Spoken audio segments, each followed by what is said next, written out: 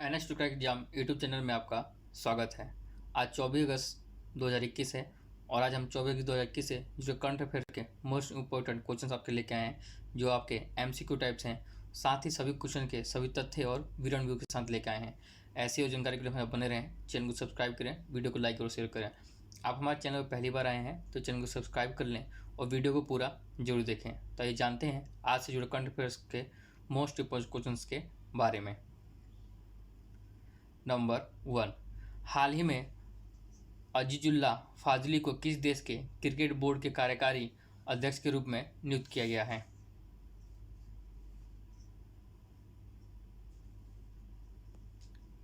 आपका इसमें सही जवाब हो जाएगा option B, Afghanistan.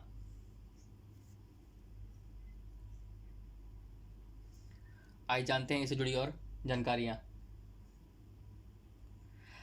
Azizullah Fazli cricket के साथ करीब 2 दशक से जुड़े हुए हैं। वह देश में खेल की स्थापना करने वाले खिलाड़ियों को शुरुआती समूह में शामिल थे। अजीजुल्लाह फजली ने अपना खेल करियर समाप्त होने के बाद उन्होंने ACB के उपाध्यक्ष और सलाहकार के रूप में भी काम किया है।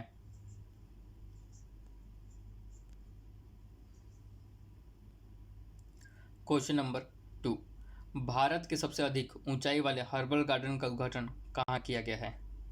तो आपका इसमें सही जवाब हो जाएगा ऑप्शन सी, उत्तराखंड में किया गया है। आइए जानते हैं इस हर्बल गार्डन से जुड़ी और जानकारियाँ।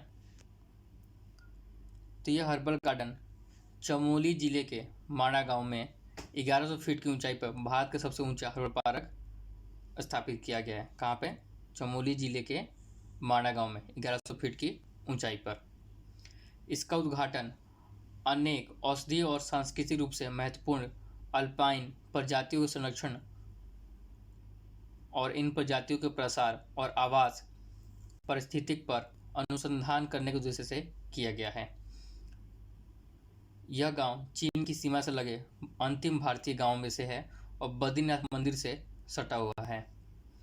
यह हिमालय क्षेत्र में ऊंचाई वाले अल्पाइन क्षेत्र में पाए जाने वाले हर्बल पार्क की लगभग 40 प्रजातियां मौजूद हैं। मुख्यमंत्री कहाँ के? आपके उत्तराखंड के पुष्कर सिंह धामी हैं। राज्यपाल बेबी रानी मौर्य हैं और उसकी राजधानियां हैं देहरादून जो आपकी शीतकालीन में होती है और गैरसैंण जो आपकी ग्रीष्मकालीन में होती है। बढ़ते हैं अगले क्वेश्चन पे। नंबर 3, U20 एथलीट्स चैंपियनशिप में अमित खत्री ने कौन सा पदक जीता है? तो आपका इसमें सही जवाब हो जाएगा ऑप्शन बी, चांदी। कौन सा पदक है? चांदी का इन्होंने पदक जीता है। बढ़ते हैं अगले क्वेश्चन पे। नंबर 4, श्री लाल गणेशन को किस राज्य का राज्यपाल नियुक्त किया गया है? तो आपका इसमें सही जवाब हो जाएगा ऑप्शन बी, मणिपुर का। कहाँ किया गया है? मणिपुर के लिए किया गया है। और इनकी नियुक्ति किसके द्वारा हुई है? तो राष्ट्रपति रामनाथ कोविंद की मंजूरी पर इनकी नियुक्ति हुई है। बढ़ते हैं अगले क्वेश्चन पे। नंबर 5, दास व्यापार एवं इसके उन्मूलन के लिए अंतर्राष्ट्रीय दिवस कब मनाया जाता है? तो आपका इसमें सही जवाब हो जाएगा ऑप्शन बी, 23 अगस्त। कब मनाया जाता है? आपका 23 अगस्त को यह मनाया जाता है। आइए जानते हैं इससे जुड़ी और जानकारियाँ।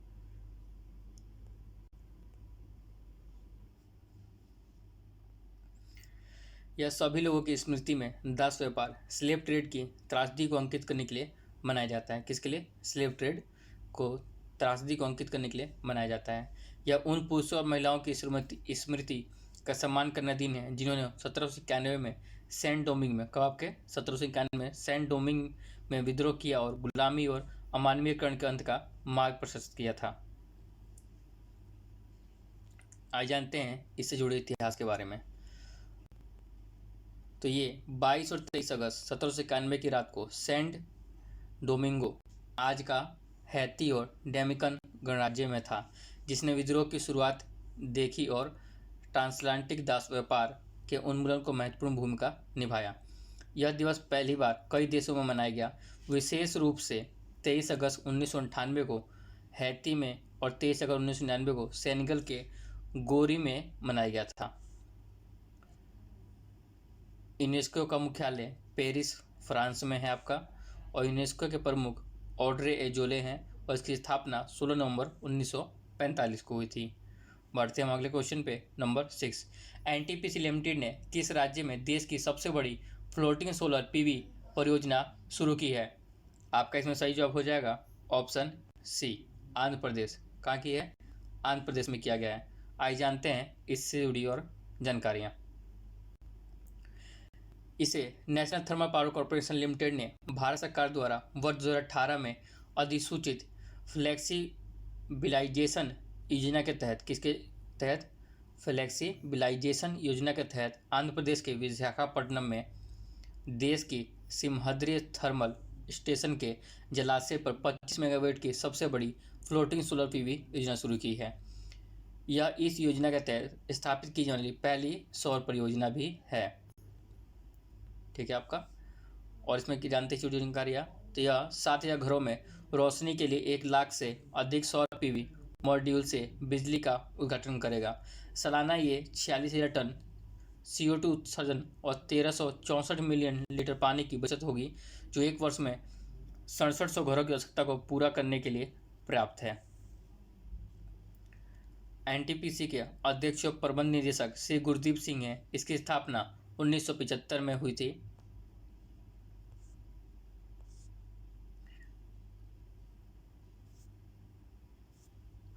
और इसका मुख्यालय नई दिल्ली में है।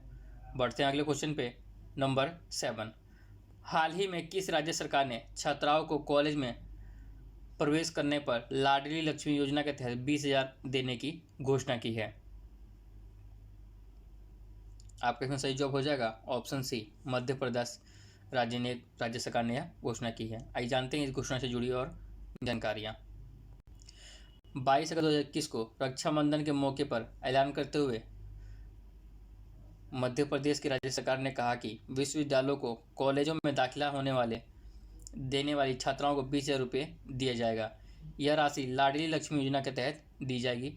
इस योजना लाभ उठाने के लिए सबसे पहले छात्रों को आवेदन करना होगा। यह आवेदन ऑनलाइन और ऑफलाइन दोनों मोड में किया जा सकता है।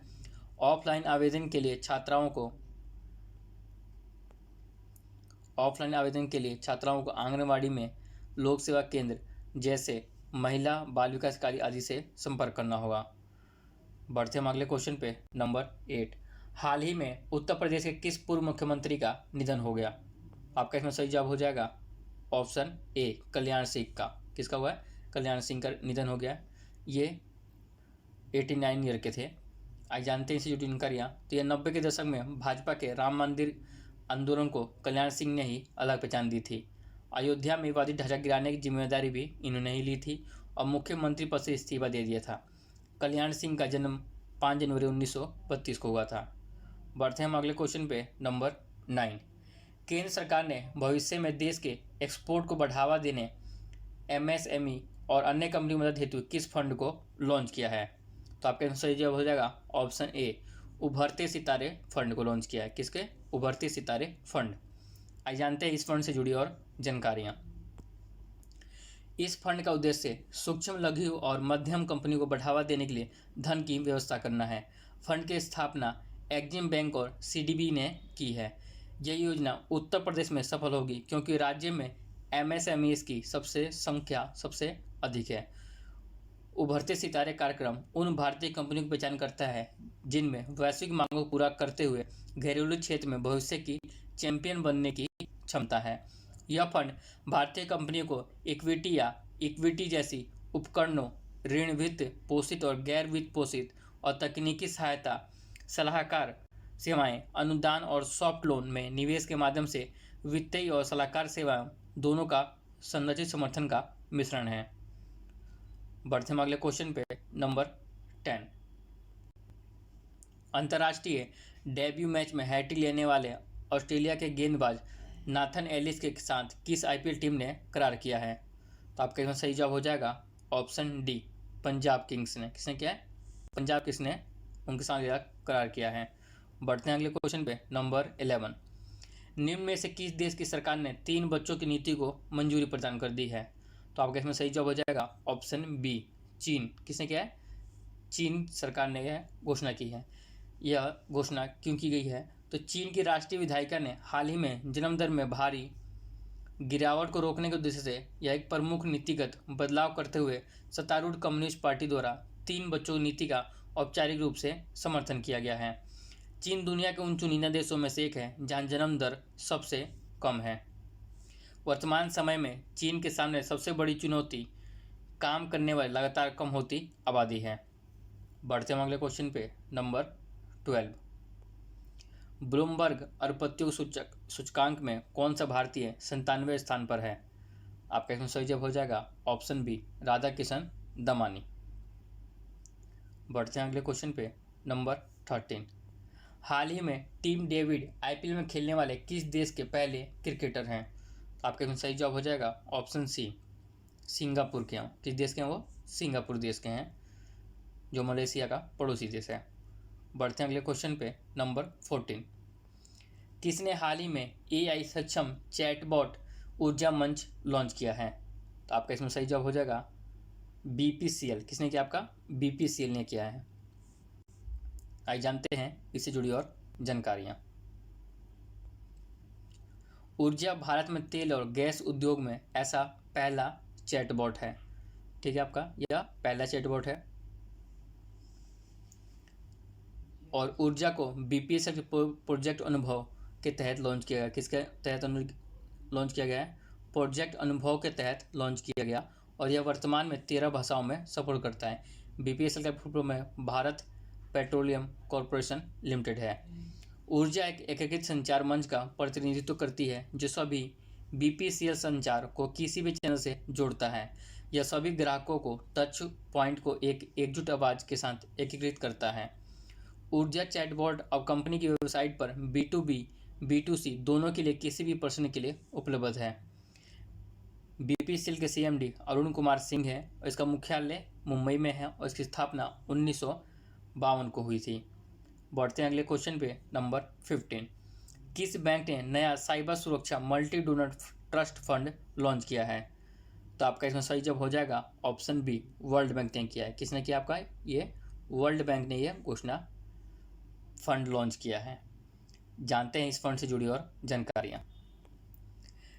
इस फंड को व्यापक digital development partnership umbrella programme के तहत एक संबंध ट्रस्ट फंड के रूप में विकसित किया गया है। इसके विकसित करने में 4 देश शामिल हैं जिसमें एस्टोनिया, जापान, जर्मनी और नीदरलैंड के साथ भागीदारी की है। इसने किसने किया है? वर्ल्ड बैंक ने की है। इसका उद्देश्य जानते हैं। इसका उद्देश्य वैश्विक ज्ञान के विकास। इसका उद्देश्य क्या है? वैश्विक ज्ञान के विकास, देश के आकलन, तकनीकी सहायता, क्षमता निर्माण और प्रशिक्षण के साथ साथ बुनियादी ढांचे को प्रौद्योगिकी के आवश्यक निवेश के साथ विश्व बैंक के सदस्यों में साइबर और डिजिटल सुरक्षा क्षमता और योग्यता को बढ़ाना है। वर्ल्ड बैंक का मुख्यालय वाशिंगटन DC, संयुक्त राज्य अमेरिका में है। इसके अध्यक्ष डेविड माल्पस हैं और इसका गठन 19 जुलाई 1944 में हुआ था। बढ़ते हैं आज के अगले क्वेश्चन पे, नंबर 16। हाल ही में किस हवाई अड्डे का नाम बदलकर अब महाराज अग्रसेन अंतर्राष्ट्रीय हवाई अड्डा की घोषणा की गई है? तो आपका इसमें सही जवाब हो जाएगा ऑप्शन सी, हिसार हवाई अड्डे की घोषणा का नाम बदलकर अब महाराजा अग्रसेन अंतर्राष्ट्रीय हवाई अड्डे की घोषणा की गई है। आइए जानते हैं इस घोषणा जुड़ी और जानकारियां। हिसार हवाई अड्डा एक घरेलू हवाई अड्डा है और राज्य का पहला DGCA लाइसेंस प्राप्त सार्वजनिक हवाई अड्डा है जो कि हरियाणा में है और इसकी घोषणा हरियाणा के मुख्यमंत्री मनोहर लाल खट्टर ने की है। यह हवाई अड्डा वर्तमान में 30 मार्च 2024 तक एक अंतर्राष्ट्रीय हवाई अड्डे के रूप में परिवर्तित होने के लिए उन्नयन के अधीन है। हरियाणा के मुख्यमंत्री मनोहर लाल खट्टर हैं आपके और राज्यपाल बंडारू दत्तात्रेय हैं और इसकी राजधानी चंडीगढ़ है। तो दोस्तों, आज के करंट अफेयर में बस इतना ही। ऐसी और जानकारी के लिए हमारे बने रहें। चैनल को सब्सक्राइब करें, वीडियो को लाइक और शेयर करें और आप हमारे चैनल पर पहली बार आए हैं तो चैनल को सब्सक्राइब करके बेल नोटिफिकेशन का बटन दबा लें जिससे आपको सारी जानकारियाँ टाइम से मिलते रहें और वीडियो को पूरा जरूर देखें। धन्यवाद।